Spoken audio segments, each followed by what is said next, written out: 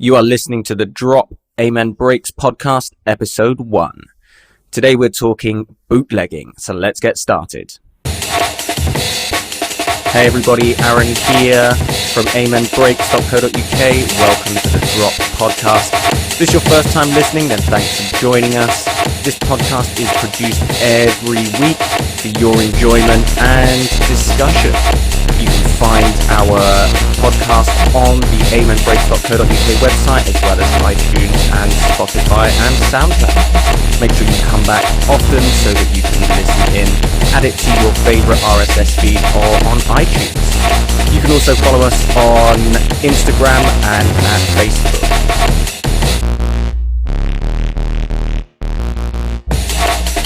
Now, let's get into the show. How's it going? It's going all right. It's going all right, man. I like to go to sleep because the fans are absolutely blowing right now because it's so hot. Yeah, man. Tell me about it.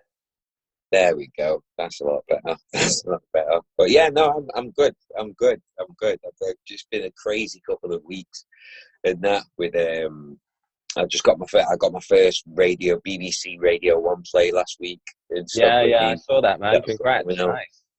Yeah, man. And then from there, it's been crazy, man. A lot of people hitting me up, like a lot of opportunities coming my way and stuff like that. So, and then I started a discussion about bootlegging. Yeah, no, it's good, man. I'm glad to see you getting some support. I did an interview with an artist called Epidemics a little while ago. If you've been keeping an eye on like the Ram Records page, they've been doing like house parties and things like that, and he was on there. You should check out his mix, man. It's sick. Like, it's so sick.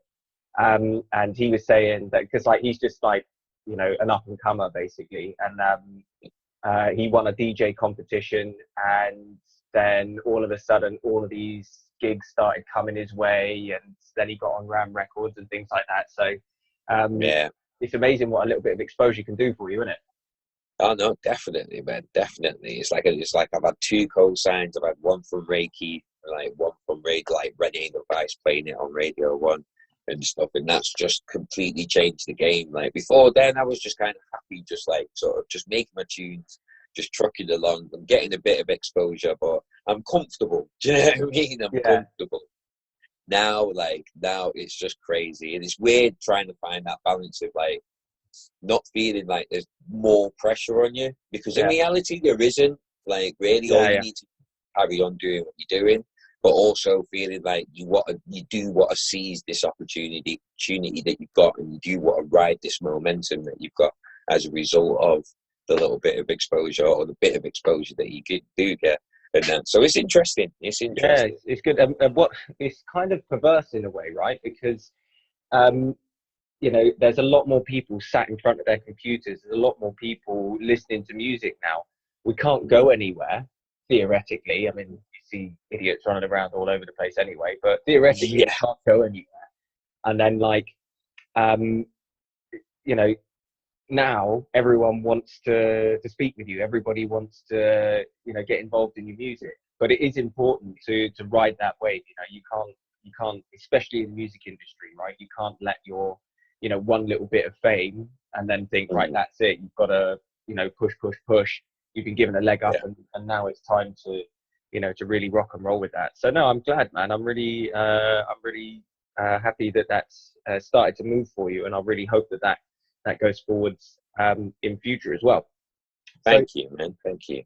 I suppose we probably better, introduce what we're doing, because we're going to edit all of these bits and pieces. My name's Aaron, by the way. Nice to meet you. Nice to meet you too. I'm running amenbreaks.co.uk, and we're a merch website, right? There's 2 or 3 of us. We're hardcore junglists, have been since day one. Been listening to jungle, drum and bass, all that sort of stuff. Rave scene since we were sort of like 10, 11 years old. Built our own sound system, used to go raves in quarries and stuff like that. And we just wanted to just do something a little bit fun, you know, sell some t-shirts, you know, get involved with, you know, the scene. And it's sort of like evolved a little bit, or a lot now, actually. I've been doing a lot of interviews with people, Yeah. you know, writing a lot of articles, because what you see a lot of is just, you know, podcasts where people are playing music. You just see people, you know, reviewing tracks, and, you know, I mean, again, like, you know, things like Resident Advisor and UKF, right? They do interviews and stuff like that, but it's not their main thing. You know, their main thing is like record label, telling you where the gigs are, releasing music, that kind of stuff. And, you know, I'm reading one about Dillinger at the moment, because you said about Dillinger in, you know, in the email about the bootleg and stuff like that. And I was trying to find that, that thing. Dillinger has caused quite a bit of controversy recently, because he was talking about not playing because some producer or promoter had stolen something from him. I'm not quite sure what it is. I'll get to the bottom of it. Yeah. Which actually leads quite nicely on to, you know, the whole bootlegging thing. And I actually have some quite strong opinions about this, based on other people's opinions as well. But yeah, so like, I wanted to do more stuff about the music industry, right? There's a lot of stuff that happens that people aren't talking about, because it's, you know, dominated by the ravers, right? The people like to go out to the clubs, they like to go out to the raves, they like to have a good time, you know, listen to the music, and all of that stuff that goes on underneath in the industry, people don't talk about, people don't listen to, don't know about. And so I wanted to open it up quite a bit more. We did an article a little while ago about where all the women DJs are, in women producers and women DJs. And over the past year or so, it's gotten bigger. There's more of them. You know, there's more women doing. I did an interview with Tiger Bass a little while ago, and, you know, that's up on the website as well. You can read that. But, you know, I just want to know. It was really interesting to me, because like, two of the founding members, you know, the first lady of drum and bass, Storm, you know, Chemistry and Storm, they were the guys that kicked it all off. And no one talks about it. No one talks about them. Nobody talks about their impact. Nobody talks about, you know, why there aren't more women. And it kind of just became this boys club. And, you know, again, I wrote another article about how to introduce your friends to drum and bass, right? It's a little bit tongue in cheek, but you know, it can be intimidating for women, right? The music sounds rough and tough, even though it's not. And, you know, the venues are often a little bit, you know, dingy and stuff like that, and the crowd can be intimidating and what have you. So it's good that that I don't know, it's just one of those moments of fate, you know. I followed you on Instagram, and then I saw this post, and I was like, man, this is exactly what I want to talk about, you know. So I'm glad that you reached out, and, you know, if we can help, you know, promote the scene or do more stuff to, you know, to push it forward, get more people talking about it, raise some awareness for some of these issues and things like that, then that's awesome. So obviously the first, hopefully, of many podcasts that we're going to do is obviously about bootlegging, right? And again, funnily enough, I saw a post on Instagram about someone saying, you know, about bootlegging and stuff like that.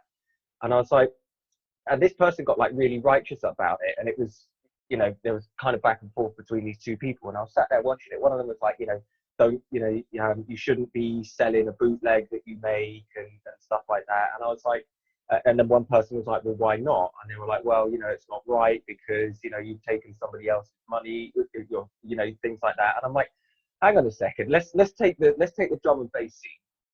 It's built on bootlegging, it's built on remixes, it's built on, you know, if whatever way you want to look at it, taking other people's influences and moving it around. So on the one hand, I'm like, I see it from both sides, right? I'm on the fence about this, and I'm really interested to see your opinion on this and what you think about it. You know, you know, remixes and stuff like that. A prime example, right? You must have heard of Urban Dawn's remix, "You've Come Together." Yeah. Is that a bootleg? Well, sort of, but not really, because he reached out to the lead singer of the bootleg Beatles. They recorded their own instruments together. They did it. Did they get clearance from the Beatles for, you know, for using the track? I don't know. You kind of have to imagine that they did, but you know, where's the line here? Is it all right because he's Urban Dawn and he's signed to Hospital, and somebody else who does it, who does, you know, puts as much effort into it, and then says, you know, I want to sell this, and apparently it's not all right for them, you know. So it's an interesting subject, and I want to dig into it. So, you know, how do you feel about bootlegging?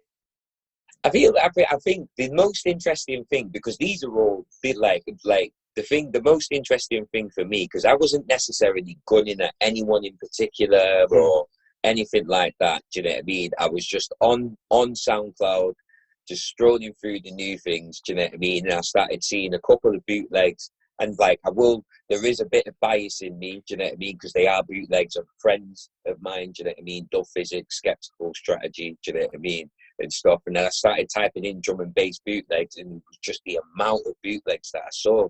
So for me, because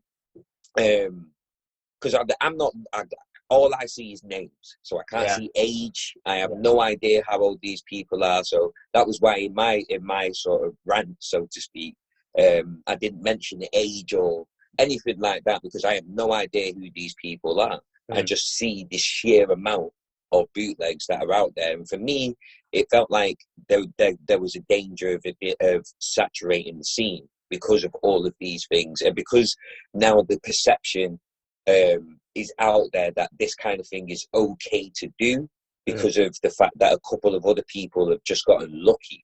Do you know what I mean? And I say that in terms of being lucky very loosely, because I don't know the individual situations of each track that has ended up getting big. But the interesting thing that has come about it is the definitions of bootlegging, like the definitions of bootlegging and differences between bootlegging and sampling.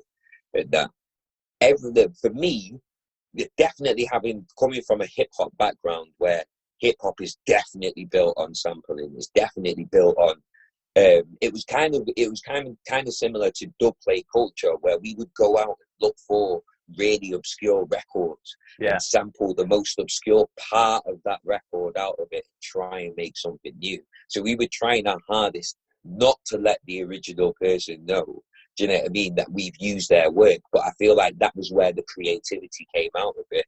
Like, you can take something and change it to the point where you can't recognize where it's come from, and then from there it's built into something new. But does it so when it comes to that's the thing. When it comes to bootlegging, I see a bootleg as taking a song that is popular, because it's always done to songs that are popular. Do you know what I mean? There is an element of clout chasing in that. Do you know what I mean? Like, you are taking something that's popular and putting your own spin on it. But the fact is, you're still using that original artist's name. Do you know what I mean? And you're still using the bulk of that artist's original product. Now, if it's just a vocal line out of there, do you know what I mean? And nothing, and you're not basing your whole production on the fact that this is from that. That's where it's sampling to me. Yeah, that's where it turns into sampling, because you're trying to make something completely different out of that. But when it's a bootleg, Dub Physics, Skeptical and Strategy, Marker, so-and-so bootleg, you are working off that name. You are working off the popularity of that song. And that's where I feel the distinction of bootleg and sampling lies, because the whole conversation did bring up, okay, all of these ragga samples and stuff like that. If you go through each individual one, you will find a difference. There's a difference between Shakademus and Pliers, do you know what I mean, or Barrington Levy, Murderer, so-and-so bootleg, or taking Murderer out of that and adding it to something else.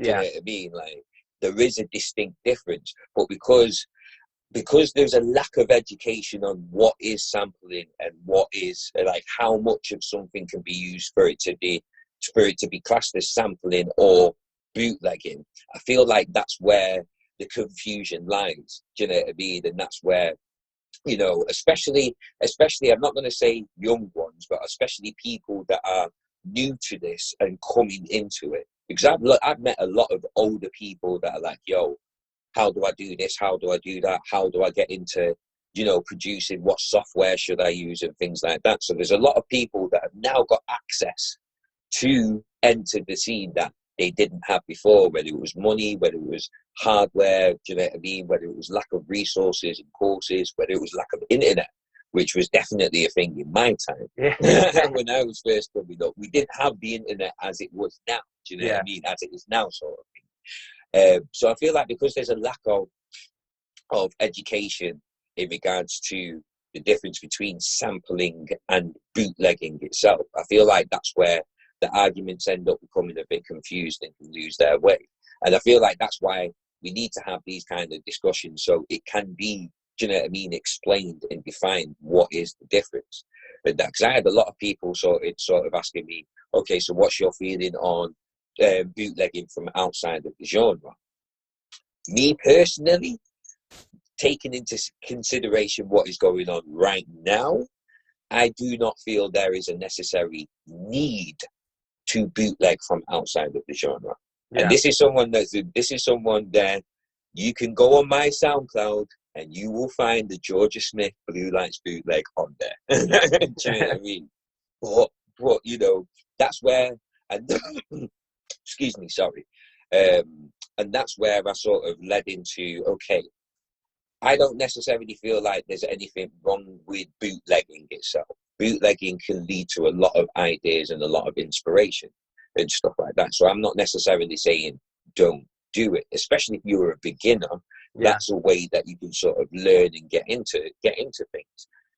Where I feel like a bit of consideration needs to be thought about, needs to be taken, is when you get to the point of, right, I want to show everybody. Do you know what I mean? And that, okay, back in the day, we'd make a bootleg or we'd make an unofficial remix, and the only way that people would be able to hear it in the beginning was in your sets. Do you know what I mean? Or if you passed it on to somebody else that was doing sets and stuff like that. Further on the line, the internet came about, drum and bass forums and things like that, NWD&B, Dogs on Acid, Drum and Bass Arena in the beginnings of Drum and Bass Arena and stuff like that. And now that I like, and this is where I'm coming from with it as well, because it's not like I'm just looking out and I'm being angry for the sake of being angry. I am talking from personal experience. So around 2003, 2004, I'm on the nwdnb.co.uk, very popular drum and bass site in the northwest of the UK. And they have, most forums have a tune review section and stuff. And that, so people were putting their tunes for reviews, everyone would get involved, give their feedback, this, that, and the other. I had heard, I can't remember who the DJ was that put out the mix, but I'd heard a mix, and there was an artist called TK that was just coming out at the time. And he'd made a tune called Hell's Angels, and that tune was played in that mix. And this is what I mean about being inspired, getting inspired by something. I heard this tune, I really loved it. I loved everything that was happening in it. I got really inspired, and I got a bit too giddy, took the mix, ripped the actual tune out of that mix, put it in my DAW, chopped it up, made my own version, and then put it in the tune review section on nwdnb.co.uk. Now, I can't remember the specifics because it was so long ago, but it must have gotten some traction. And TK ended up getting in touch with me to the point and said to me, like, this was so bad that it was at the point of threatening his actual release of the original tune. So I could have messed up a release for someone by getting too giddy, hearing something in a mix, do you know what I mean? And then thinking to myself, oh, someone's done a bootleg of this, someone else has done a bootleg of that, I can try it, do you know what I mean? And just put it out and let everybody hear it, kind of thing. So from there, I deleted the project, completely scrubbed it off my computer, so there was no trace, do you know what I mean? And from there, I've always ended up sending it to the artist first before, do you know what I mean, just putting it out there. And that, because one, I don't want to hamper my sort of opportunities and chances of being able to progress, because there's still people that know about that situation in the scene now, even though it was over 10 years ago. Do you know what I mean? And at the same time, you know, like, even though it was like a throwaway comment, he actually liked it. He actually liked what I'd done. So if I would have gone to him properly, maybe something else could have developed from it. It could have been an official remix. It could have been something that goes on a project later on down the line. We never know. Do you know, do you know what I mean? Hindsight is a beautiful thing. But for me, especially like seeing the sort of changes that were happening in hip hop, and that, because hip hop and drum and bass, they're both relatively young genres compared to R&B, pop, country, and western, rock, some elements of rock and stuff like that. And seeing all of the changes that were happening in hip hop, seeing artists that we thought got away with it in the beginning and eventually having, do you know what I mean, having to be caught up with and having to pay out, especially if they become successful, having to pay out in the end. You know, for me, it started to look like, right, it is more valuable to be original than not. Do you know what I mean? It can help, but, you know, eventually you will get to a point, like, if you do well, you stay consistent, you stay persistent within the scene, you become successful. As soon as people see some sort of monetary value to you, they will come for you. It may not look like you'll be all right now because you're a little guy, or what money have I got, da da da da da. Do you know what I mean? But eventually it may catch up with you. And for me, that's where I feel like having these conversations where the education can actually come out about it. It's not necessarily like we're trying to hold anybody back, but it's not necessarily saying that we're trying to stifle creativity or inspiration and that. But if we don't talk about the pitfalls of what can come from doing these kind of things and the chances that you can end up losing as a result of just being a bit too giddy or just not going through, you know, the right channels first. Do you know what I mean? Or, as I like to put it, not giving yourself a chance for something potentially big to happen.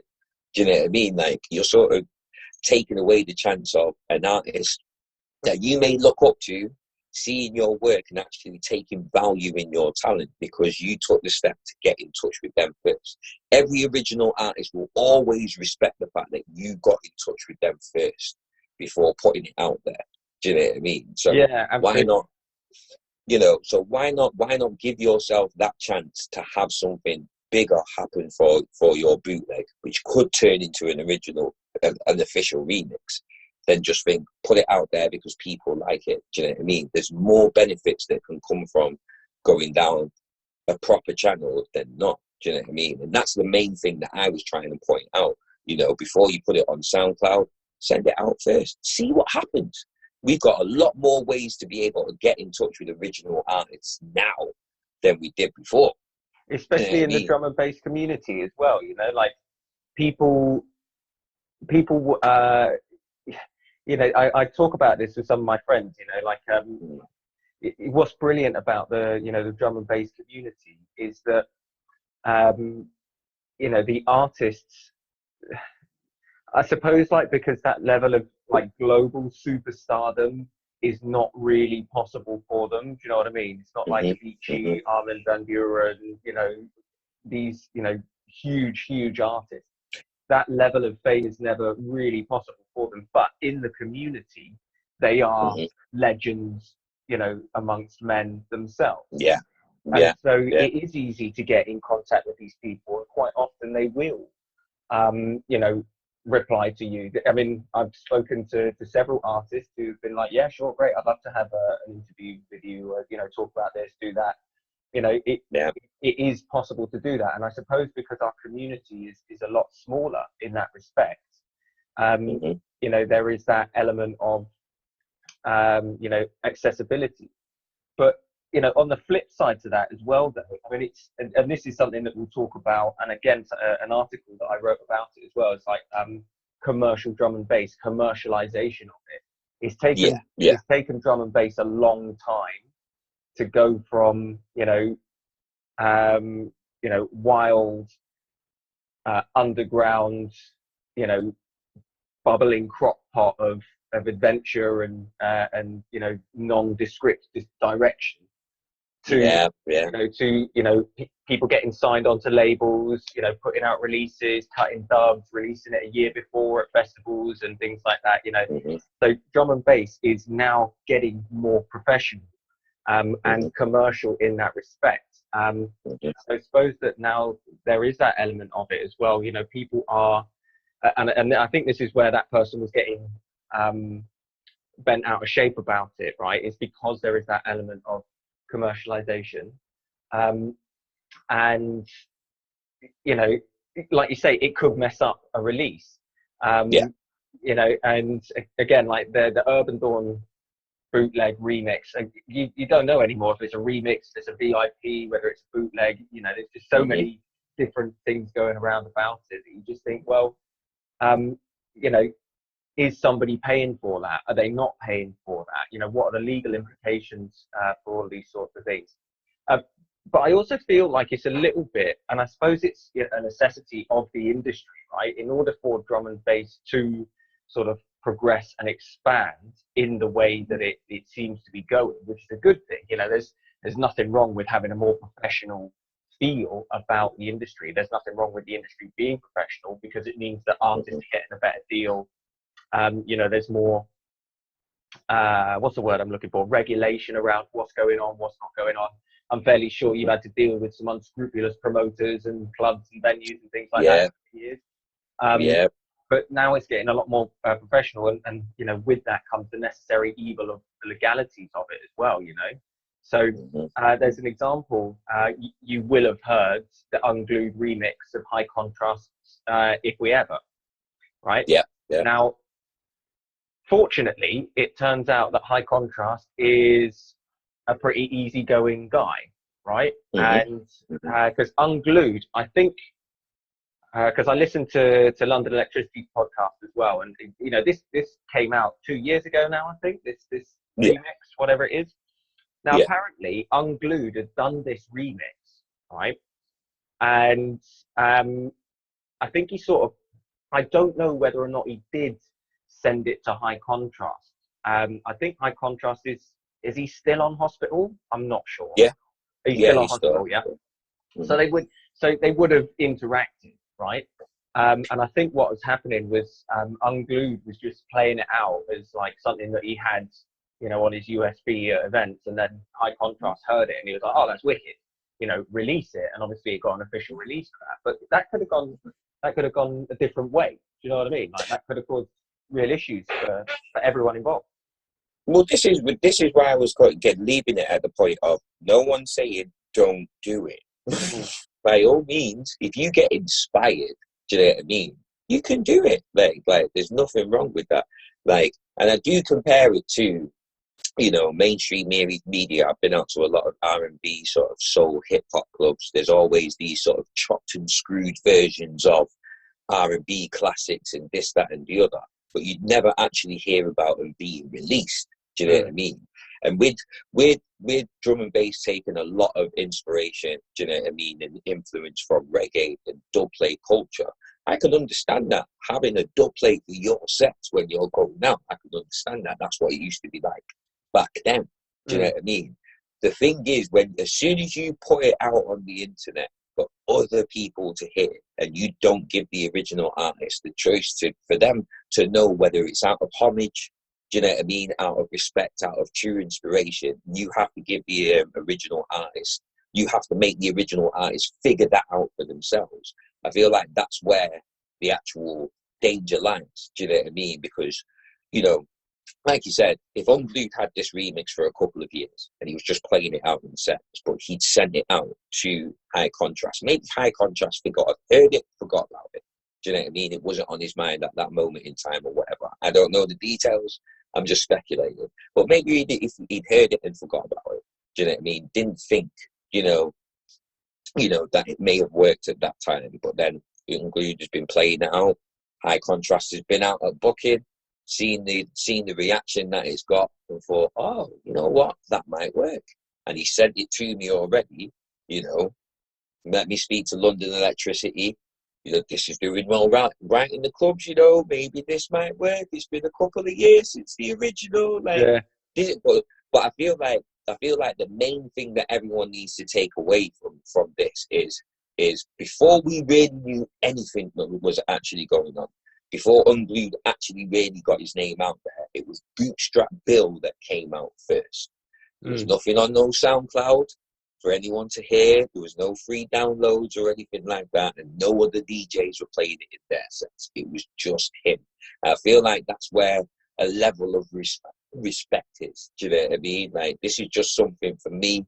I was inspired, kind of thing. As soon as you put it out there on the internet for other people to make their judgment, that's where the grey area and the danger lies and stuff. So I feel like Unglued did it right in terms of making a bootleg, waiting to see what happens before making any kind of decision for himself. Because when people just put stuff out, like it was assumed by me, it was assumed on me that I just didn't care. Do you know what I mean? It was like a sign of disrespect. We've all heard about the infamous kicked down the stairs incident. Do you know what I mean? We've all heard about it because, again, said artist had no idea whether it was homage, whether it was this, that, or the other. He just heard it, and that's it. You can't tell an original artist how to react to hearing something that they have created being used in a different way. Now, for me to say that statement, that's where it gets into, yeah, but what about this? What about this sample being used here? What about this being used here? And I understand where other people can come from with that. Do you know what I mean? But if we're going to talk about reggae and other influences and other dubplate cultures and things like that, we have to apply these rules to every other genre that has been out there. Every new genre that has come across has had to take from something from before, change it, twist it to make something new. It's what happened with hip hop.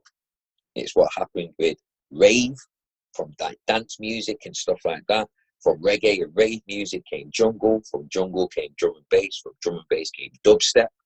Do you know what I mean? From grime came, from garage came grime. Do you know what I mean? Like, every genre has had to start from somewhere. Has had to take from some sort of building block to make something new. And then over time, they've had to legitimize themselves with original content. And I feel like drum and bass is getting to that point where, and especially with technology, we're getting to that point where we don't need to do that anymore. And especially taking from our own scene.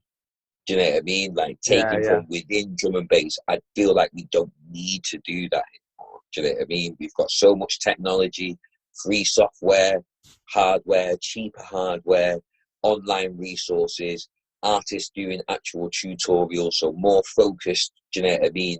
Like learning and stuff like that. We've got so much more resources that I wish I had back in 2001, 2002. So we've got so much more to take advantage of.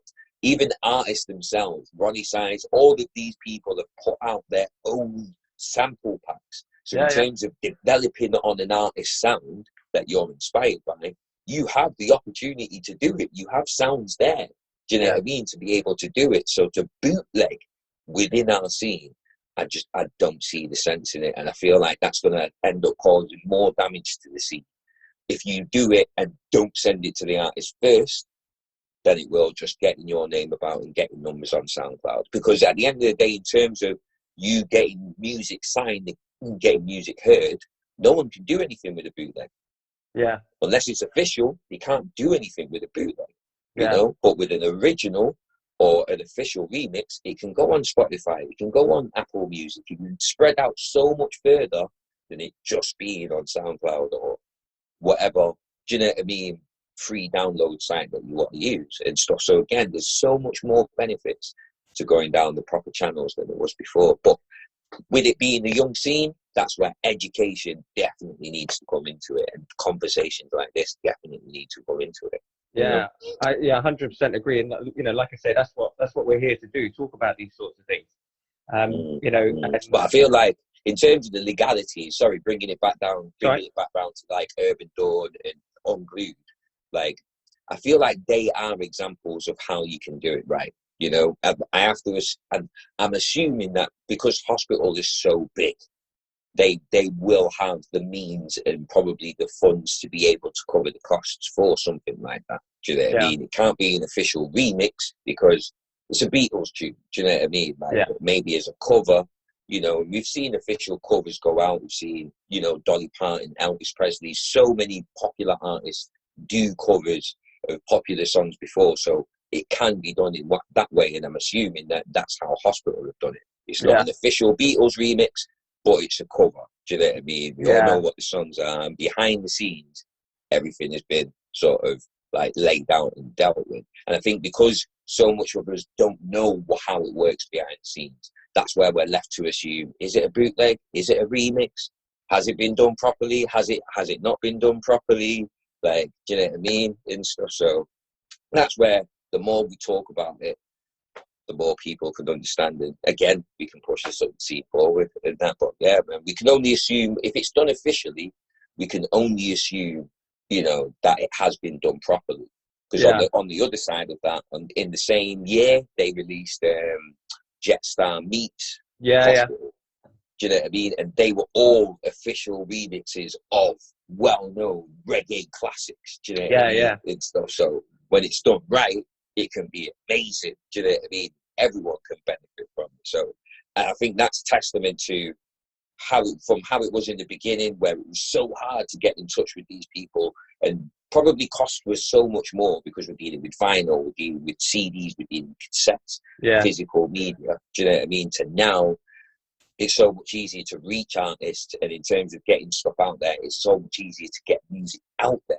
You know, I feel like now that's a testament to the drum and bass scene maturing. Do you know what I mean? And that's exactly, you know, the point that I was trying to make, right? Like, is that, you know, the drum and bass, it's funny, right? Because it kind of feels like that the drum and bass scene is, you know, going through its teenage years, you know, in that respect, you know, like, on the one side of it, you know, bootlegging and sampling and remixes and things like that is part of, you know, the foundation of what jungle and drum and bass is about, you know.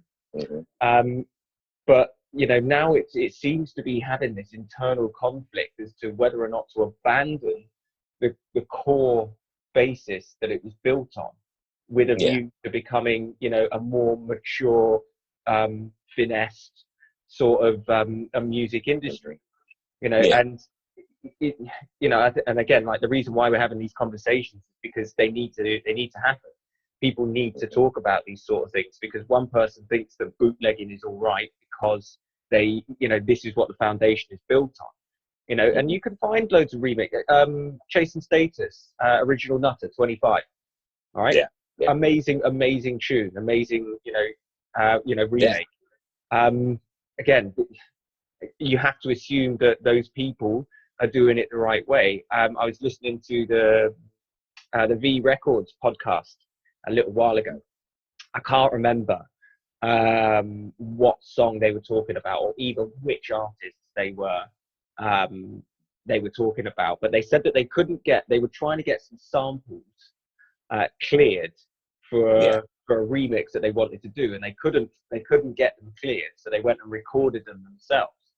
I'm not an industry head, right? I don't really know how all of this works, so you know, you have to assume that there's some sort of workaround behind recording something yourself versus, you know, you've got to pay some sort of like royalty fee or something like that. I don't know how it works, but you know, but I also think that, you know, these are the people that 25 years ago were creating all these bootlegs that made their name from bootlegging, and now they have to, you know, either by choice or by their hand being forced, they're now having to go down the legal route of making sure these things. So, you know, is it a case that their business isn't gonna survive if they just keep going around creating bootlegs and allowing their artists to do that, you know? So well, did they actually make their name off bootlegs, or did they make their names from sampling? Because to say Dillinger made his name from bootlegs, Angels Fell, which has got a popular sample in it, other tunes, you know what I mean, that have got popular samples in it, that kind of takes away from the original music that he tried to make. Do you know what I mean? In the different styles that he tried to make and stuff. So I feel like when we say that's what it was built on, that's where the inspiration came from. Do you know what I mean? But the same with hip hop. Do you know what I mean? It was the same thing. Like, we didn't want, no one was supposed to buy each other's styles. Do you know what I mean? I've made this new creation. Do you know what I mean? Like, I don't want it to be credited to someone else. Yeah, I've used that popular sample, but the rest of it is mine, kind of thing. And I think it was like in the Dillinger interview, he mentioned we all talk about the Winston brothers, the famous Amen break that helped start hip hop as well as drum and bass and jungle. Like, it has been there it has been sampled by so many different genres. It's ridiculous. But Dylan just said, taking the Winston break and making something new from it, okay, no problem. But then taking that new processed Amen loop that I have made, I have added different elements to and stuff like that, that's where it becomes a no-no.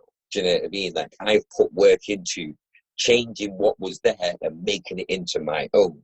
And like, I can see where there's a grey area in what he said, but I kind of agree with what he said at the same time and stuff like. And I think that's what when it comes to bootlegging within drum and bass, I think that's what the actual argument is, especially now. Do you know what I mean? Like, I feel like we can learn from back then, but we can't directly compare what's happening now to what's happening back then. Like, definitely we can learn from it.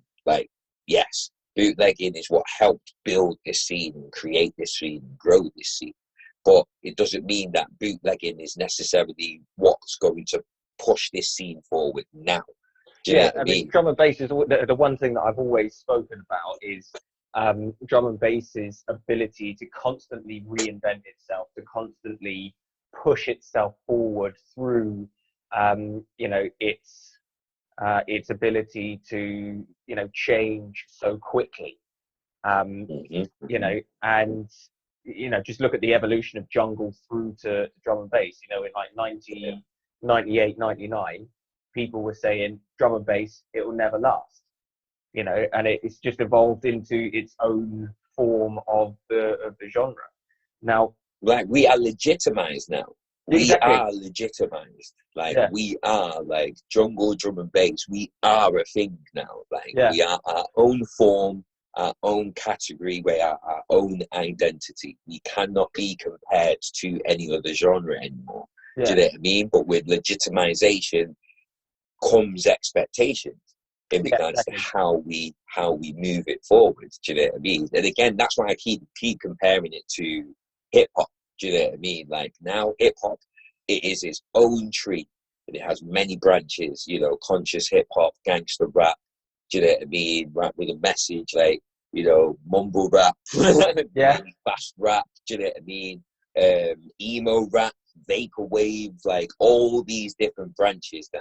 Do you know what I mean? That have come from creativity. Do you know what I mean? From this new thing. And drum and bass is getting to that point. Liquid, Eurofunk, drum funk, jungle within itself. Do you know what I mean? Jungle has its own sound.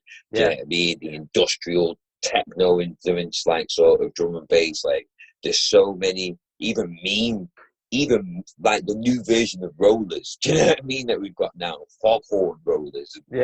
Whatever we will eventually call it when it gets to its own, identity. But there's so much now that is developed from those roots. Do you know what I mean? And stuff. Why do we want to spoil it by constantly, like, going back to those, like, sort of techniques and traditions when we're in a place where we can evolve so much more now than we could before? And that's like that again. That's not to say don't do a bootleg. Don't have your own dub plate for your own sets. Don't get inspired. Do you know what I mean? Like inspiration can come from anywhere. That is the beauty of music. Do you know what I mean? But as drum and bass gets better, I know everyone hated on Pendulum and everyone hated on Fresh when they became too commercialized. But if we can keep our identity, but still pack out stadiums, do global drum and bass tours. Do you know what I mean? Like Andy C's doing now. He's traveling the world. If we could get to the scene to the point where more of us can do things like that, why wouldn't we want that? Yeah, no, I Like, why agree. wouldn't we want that? I You mean, know, and that's on the flip side of this as well, like, yeah. the and I want to talk about, you know, your average Joe, you know, the person who Hmm. goes out to the raves and stuff like that. Hmm. To them, they don't care. Do you know what I mean? Yeah. If you bang out a roller, or any other tune that's a bootleg, they don't care. Hmm. You know, so, and this is what I mean by the sort of, you know, the legitimization of the scene. Um, Yeah. you know, drum and bass has that sort of, people who go to illegal raves. Illegal raves are getting big again, right? Hmm. Hmm. Again, I've written an article about illegal raves. There's a Vice documentary about illegal raves and stuff. I Yeah. went to illegal raves when I was younger. You know, the Yeah. people, Started on them. yeah, the Yeah. people that go to these things, that go to these events, they're the ones that the music really is made for, and it's always going to have that element of, um, being slightly against, you know, the slightly against legality. Do you know what I mean? Um, Hmm. and for those up and coming producers that want to make bootlegs and stuff, and again, like, I think there's two different sides to this, right? It's like, make a bootleg, fine, whatever, go and do your bootleg, go and play your music. But then again, you know, it's the whole, is that person then legitimately able to make money from that? If they, you know, let's assume that they've done it the right way, and, Yeah. you know, and I'm not even talking about unglued, high contrast, chasing status, original nutter, you know, all that kind of stuff, Hmm. right? Yeah. I'm talking about, you know, this, you know, bedroom DJ, bedroom producer, whatever it is. They've got their skills down. They want to show, exactly. They want to show their skills. They want to show, you know, and again, whatever way you want to look at it, whether it's an homage, or whether it's, you know, just them, you know, bootlegging. You know, even if they go down that route and they reach out to the artist and they say, look, you know, I've done this, check it out, and the artist goes, yeah, that's wicked. You know, is that person legitimately allowed to then say, okay, you can, you know, you can, make money from that? And I think that this is where, you know, again, that grey area comes into play, because, drum and bass is, and again, you've got both ends of the spectrum here. You look at record labels like Hospital, and Hmm. you get the sense that those guys are a very well oiled business, right? Hmm.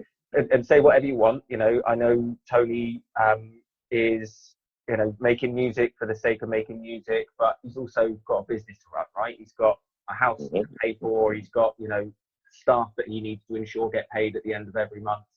You know, he puts on huge events, hospitality in the park, that festival, hospitality on the beach. You know, all this kind of stuff, right? And there is a legitimate business element of that. But then you look at some Yeah. other record labels, you know, and I'm not going to pinpoint any, because I don't want to think that I'm targeting them, because I don't think they're well run. I've got no idea what goes on behind the scenes, right? But Hmm. there are some other record labels out there that you just think, you know, these guys don't really seem to know how to run the business side of things. It still seems to be very much, you know, the same guys that have been doing it for the past 15, 20, 25 years, 10, 15, 25 years, whatever. And Hmm. they've gotten big because they themselves are the acts, but they don't know how to run the business. And so that, you know, that professionalism element Yeah. comes into play. One of those artists who's on one of those, you know, shall we say, less well-oiled business labels says it's all right, and yet one that is run very, very well, you might say no, absolutely not, because X, Y, Z reason. Do you know what I mean? Hmm. So there has to be some sort of industry standard legitimization. For example, if you wanted to sample or make a bootleg song of, Justin Bieber, all right, Yeah. you've Yeah. got to go through all the right channels, because you know that anywhere that that tune is played, it's Yeah. going to get either whipped down immediately, or you're going to have, you know, Sony or whatever record labels lawyers he's on, knocking on your door saying, right, you know, you owe us a lot of money. Thank you very much. Yeah. Yeah. So that's why I always find it weird when I hear like unofficial, like when I hear bootlegs on like Radio 1 and national radio and stuff. It's like, wow, like, okay, like if like say like I was to do like a Justin Bieber bootleg, I feel like I would have to understand like, okay, like I'm definitely punching above my own weight. I'll send the email off. Do you know what I mean? But I'm definitely punching above my weight. You may never hear it. Do you know what I mean?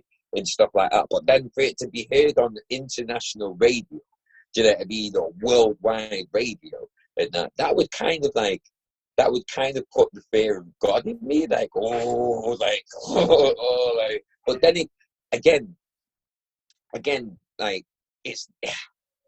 Oh, I can understand why people would look at that and think to themselves, "Oh, that's going to help get my name out there." Because, do you know what I mean? And that's I feel like that's where I don't want to say danger, but that's where the sort of pitfalls and confusion can lie with us being such a young scene. Do you know what I mean? Because at the start of what you were saying, I was going to use myself as an example. You know, I've got a official remix coming out on Runting's Records of Sylvia Teller, Plastic Smile, you know. And in terms of her, I thought she would be well out of my league to ever do any kind of work with. She's one of my mum's favourite reggae artists. Do you know what I mean? But then over time, you know, I found out, oh, she's actually from Manchester. She's not from Jamaica, where I thought she was from. Do you know what I mean? Actually, she's from the ends. Like, she's actually from my hometown and stuff, like, you know. And even then, I didn't think I would ever meet her. By chance, I ended up meeting her. Do you know what I mean? And anyway, you know, we ended up building contact and stuff. I've done my what would started off as a bootleg because I didn't have any official stems or anything like that. It's literally just two, and it came out of everyone's doing these remixes, these reggae sort of bootlegs and remixes, shot down and all that kind of stuff. I'm going to do one, but I'm going to do one representing Manchester. That is literally where the inspiration came from for it and stuff. I've made it.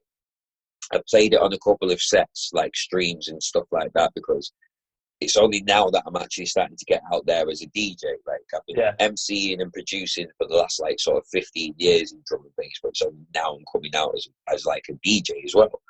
And people were saying, put it out for free, put it on SoundCloud, whatever. And I'm like, no, I'm sending it to her.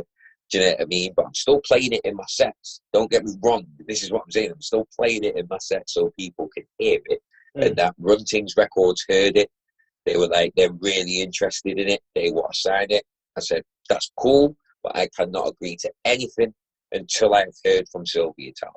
Do you know what I mean? And for me, it was important that I got her blessing first before I did anything. Now, when it comes into the business side, in terms of whether I could make money off of it or anything like that, that's all been able to be sorted out with the artist, the original artist, and with Runtings and stuff. So contracts are going to be made. Obviously, I'm going to get a percentage of that.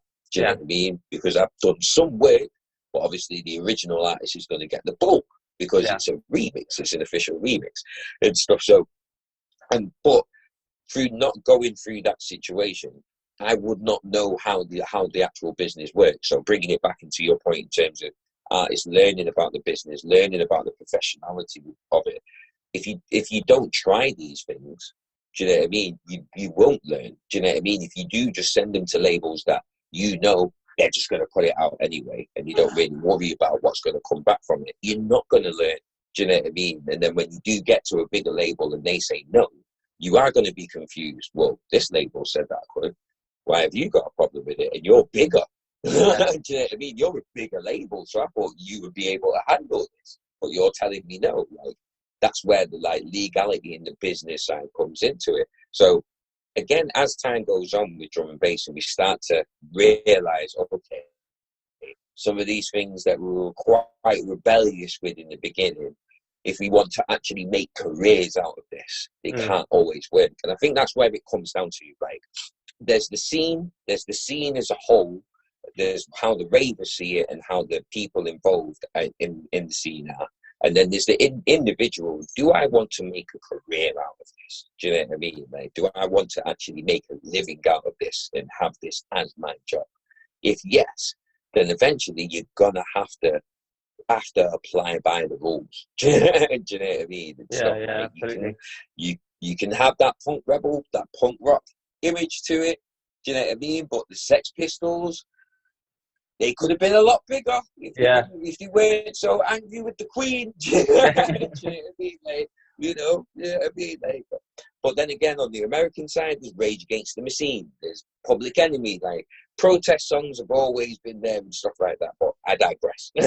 At some point, if you do want to make a career, do you know what I mean? You are going to have to follow some rules. They're going to have to be some sort of, I won't say rules, I'll say guidelines. Yeah. Because rules can always be bent and rules can always be broken. Like we said, people can get lucky. You can go down the orthodox route and it can actually work out for you.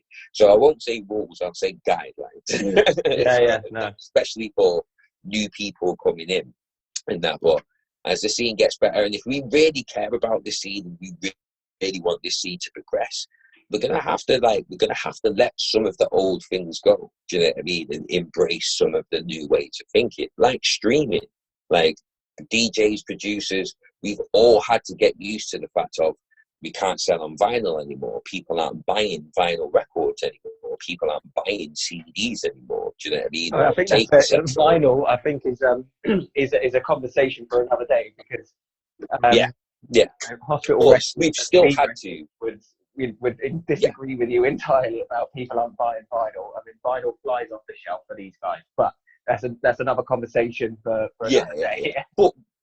But we've had to make those changes. We've had to go from, okay, this was the platform that we depended on, and now because of the internet or how, the general public, because we can't control how the general public want to consume what we're putting out there.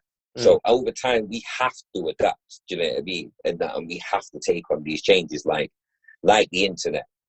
Just as an example, at first I was like, wow, like, this is all weird. Like, now it's like, okay, I can see the advantages. And now the internet is helping me get my name out a whole lot more than what I was doing before, even 10 years ago and stuff. So we have to change. We have to adapt if we want to progress within ourselves and within the scene. I feel like we have to adapt, Yeah, I mean, does that, bringing it all sort of like full circle, does that mean that the bootleg has to be legitimized, right? So that you basically you've got two options. The first one is obviously the bootleg goes away, the dinosaurs, and only, bootlegs will obviously still be made, but they're not, as revered and, looked up to as much. Or, which again poses another question. Does that bootleg then cease to be a bootleg because it's been legitimized? Yeah, of course it does. Of course it does. Because the only reason a bootleg is a bootleg because it's not legit. That's the only reason why it's a bootleg. As soon as it's legitimized, then man. And that's the thing. As soon as it is legitimized, you've got credit from the original artist. They rate you. They rate your talent. They appreciate what you've done with their piece of music. You've actually got credit from the actual music industry itself. Do you know what I mean? Because if that official release, like Shy FX, no one ever thought Shy FX would get a tune in the charts that would go gold, or do you know what I mean? No one ever thought Ronnie Size would win a Mercury Music Prize all the way back in the early 90s and stuff like that. So when you get legitimized, do you know what I mean? There's a lot more that comes from it. Do you know what I mean? I would love to be like, even now I've been in a sense legitimized by Ray Keith and Renee LeVice and Radio 1.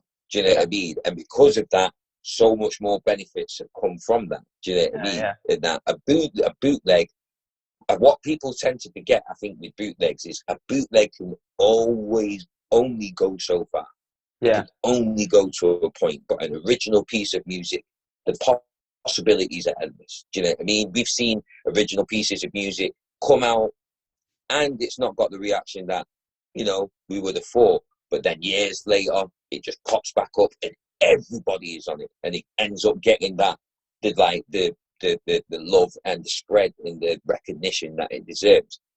And that's where you have no control. You have no control of whatsoever over how the general public react to your thing. But more 10, like 9 out of 10 times, if it's original, there's so much more benefit from it than if it's a bootleg. Yeah, You know? I But agree. I don't think bootlegs will ever die, because if it's outside of the scene, and that, like I said, you can go on my SoundCloud and you can find a Georgia Smith who likes bootleg. Do you know what I mean? On my SoundCloud. And Yeah, do you know what I mean? And every time I play it in a set, it goes off. Do you know yeah, what I mean? I sent it off.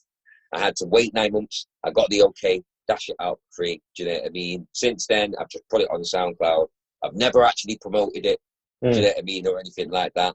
It was literally because I had a great year. People have heard it. They really liked it. I'd waited. I'd got the okay. Boom. There you go. Christmas download. Do you know what I mean? And even now, that was in 2018, 2020. Even now, it's still one of my most played tunes on SoundCloud and stuff. But that's with no promotion whatsoever. yeah, But now, every time I play it, it still goes off. yeah, And it's still like, do you know what I mean? You're still only going to hear me play it in my sets. Do you know what I mean? Because again, as DJs, cool. That free download has gone out as a bootleg. That free download has gone out. You can't send it to any other DJs now because they're not going to play it. Everyone's got it. yeah, Everyone's got it. There's no exclusivity to it. Like, everyone else has got it. No one really, like, obviously there's the big bangers, but if you're getting dubs, exclusive tunes, I think that'll lead on to the whole dub leaks, tunes being leaked and stuff like that. But the main thing is we want the biggest and the most exclusive tunes for our sets. Do you know what I mean? So if you've got a bootleg that's banging and you know everyone loves it, why not keep that to yourself, G? yeah, So you know, like, every time you play a set, yeah, and everyone's waiting for it, he's gonna play it. He's gonna play it. Ah! Do you know what I mean, man? You know, it's the same with remixes when it's an official remix.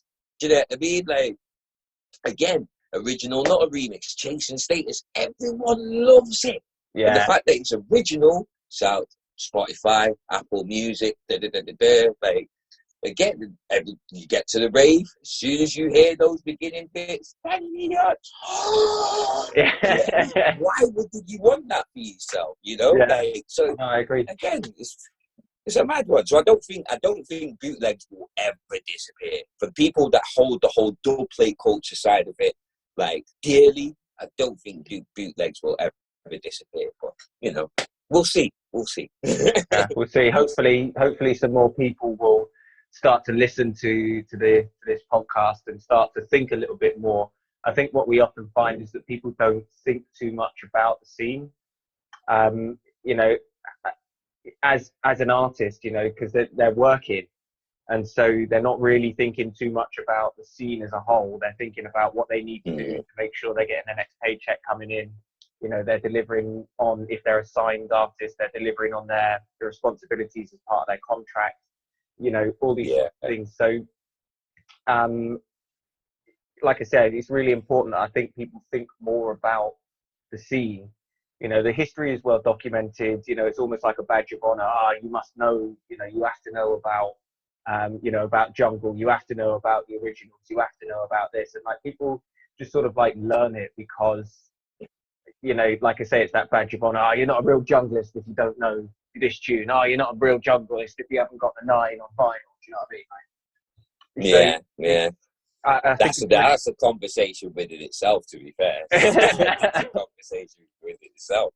But yeah, I hear you. Definitely. You know, so I think it's really important that we have these conversations, and hopefully more people will start to listen to it. And at the end of the day, we're putting this out there, right? It's, you know, I really hope that more people listen into this and think more about it. You know, this is only the first topic. We've got loads and loads of topics that we can talk about.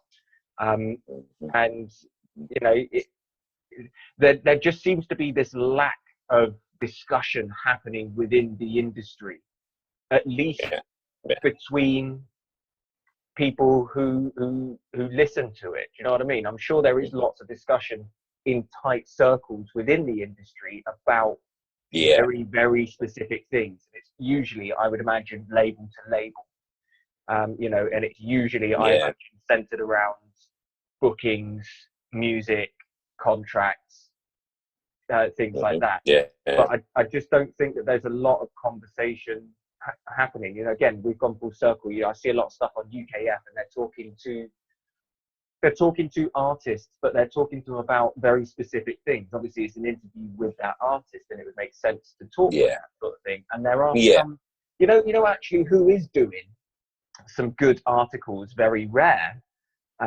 articles, but they are good when they're out and about. It's Red Bull. Oh, okay. Yeah. Because they've also got that what's it called? It's like the lab or something like that, where they get artists in and they sit there and they talk to them. There's a brand new one from Storm, actually. I think she's done two. I saw one from Marcus Intellect, obviously Goldie's been, everyone has been on these things, right? And they actually do talk about some interesting stuff, you know, but I think they've released 5 drum and bass articles in the entire history of the Red Bull music section. They're good articles, but they're few and far between. And it's like, okay, great. You know, you've actually just hit on a really, really important topic. One of them, and again, I did an article about MCs and stuff in the industry, but they also did an article about MCs. And they were talking to the MCs and the real problems that these guys have, you know. You know, what is the industry doing about it? You know, one of the gripes is that an MC will go on a tour with a DJ, and the MC will get paid half as much money as the DJ, yet they'll do all the gigs together, they'll stay in the same place, they'll eat the same food, they'll do this stuff. Do you know what I mean? The disparity between that. And again, that's another conversation for another day. But, you know, they do talk about some important stuff. And then, you know, they won't have anything for 6 months. And it's just like, well, you know, why would you do that? Like, why would you raise like important topics, actually put the time and effort in to write a really good article about it, and then not do anything else with it? And this is what I want this podcast to be. You know, I want it to be spoken word. I want it to be conversation. I want it to be touching on some touchy subjects. I want it to be touching on you know, things that people don't talk about. The main thing that I sort of got from everything that was happening, like, and having these conversations and stuff is, like, I'd love for the fact that a lot of the time we have these conversations and then they just get like sort of shrugged off as somebody moaning or complaining about something, rather than just trying to highlight something that, you know, possibly if we talk about it could be changed and could be reworked in a way to actually benefit us, rather than just being some unspoken thing. Do you know what I mean? The amount of times, do you know what I mean? The amount of times where I felt like,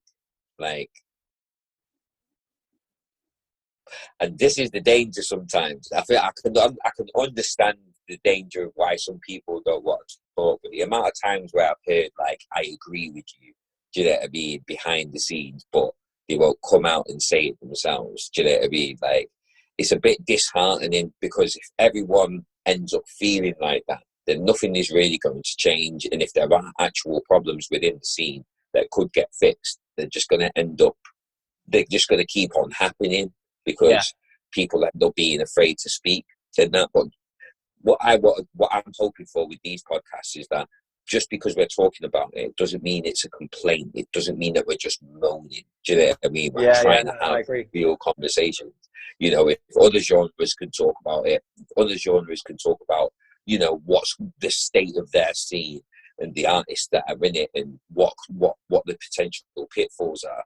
You know, you look at hip hop and you hearing constantly about artists not reading their contracts and getting done over by labels because of shady tactics. If we don't talk about these things, how are we going to prevent new people coming through from making the same mistakes that we made, or that going through the same pitfalls that we ended up going through, if we don't talk about it?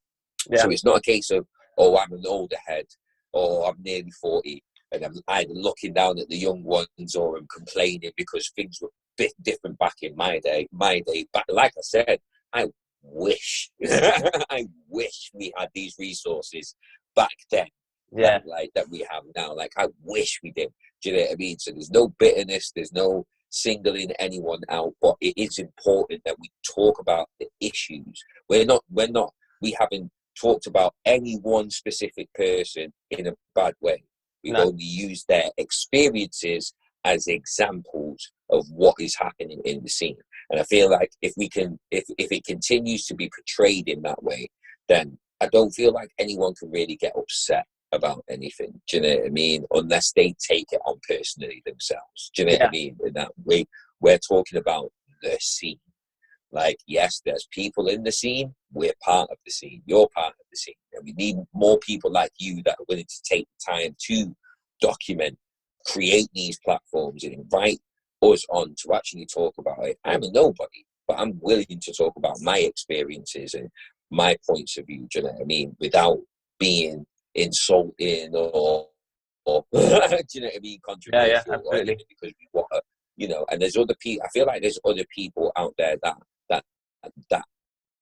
have that approach, but because, do you know what I mean, it's seen by like other people have like come out and said something and they've just got ridiculed. Oh, you're just hating, you're just this, you're just that. Do you know what I mean? They don't feel like it's worth it. So hopefully with this kind of thing, this platform, you know, it can encourage more people to just say their piece. Do you know what I mean? Tell their truth. Do you know what I mean? And hopefully, like I said, like we both said, hopefully there's something learned, there's something gained from it, and ultimately it pushes the scene forward. So thank you very much for having me on, man. No problem at all. I'm really, it's so nice to talk to somebody about drum and bass.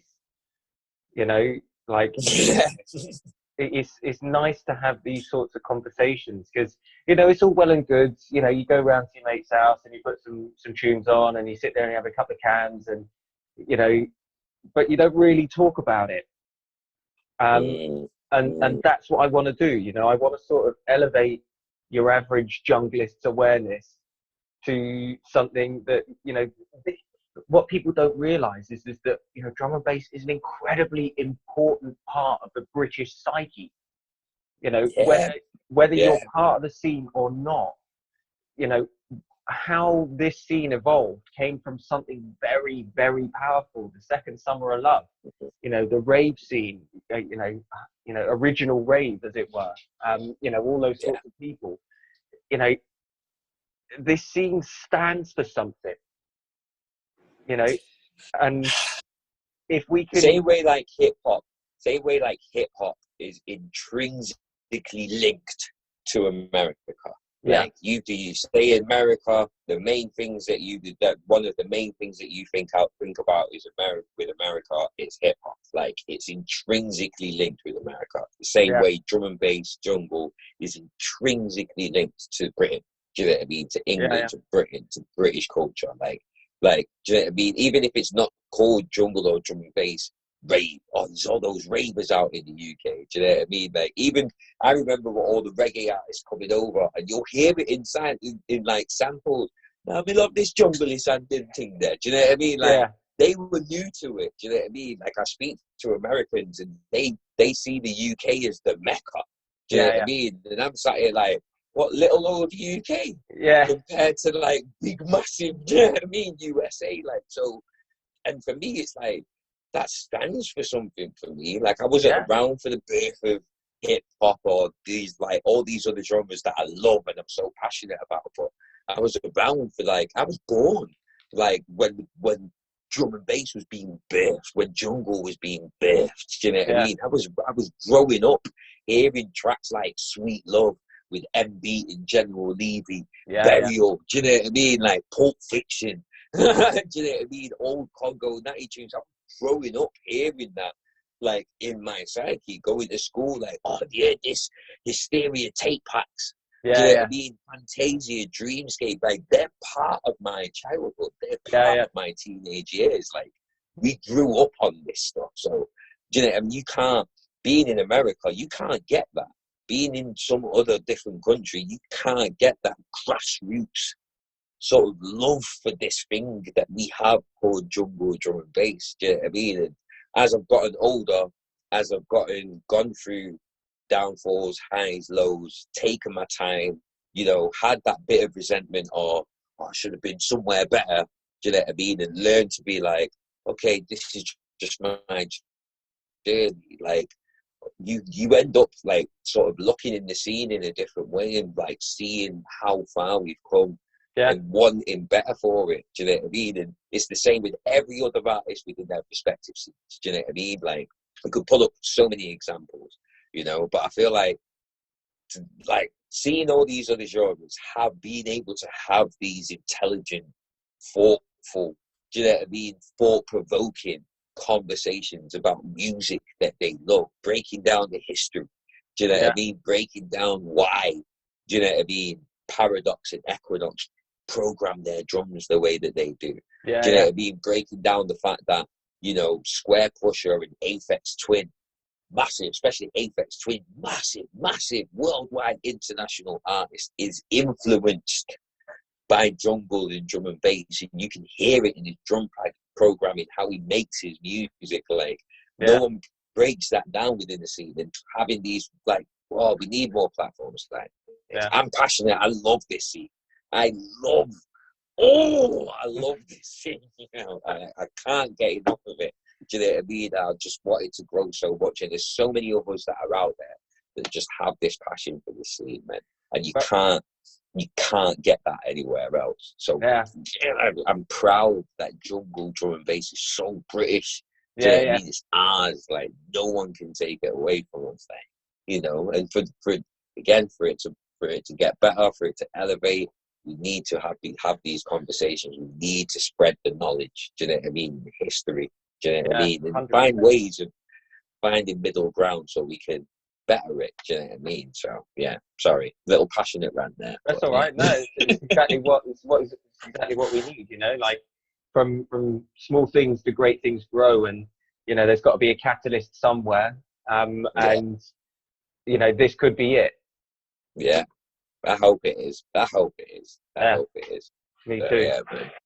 Well, thanks very much for chatting with me today. Thank you, Aaron. Absolute pleasure. Yeah, pleasure. Thanks again for listening to the Drop the Amen Breaks podcast. Hope you enjoyed it. Please go and follow us on Instagram at Amen Breaks UK or on Facebook. You can also check out all of our merch and all of our articles and other interesting stuff on our website, amenbreaks.co.uk.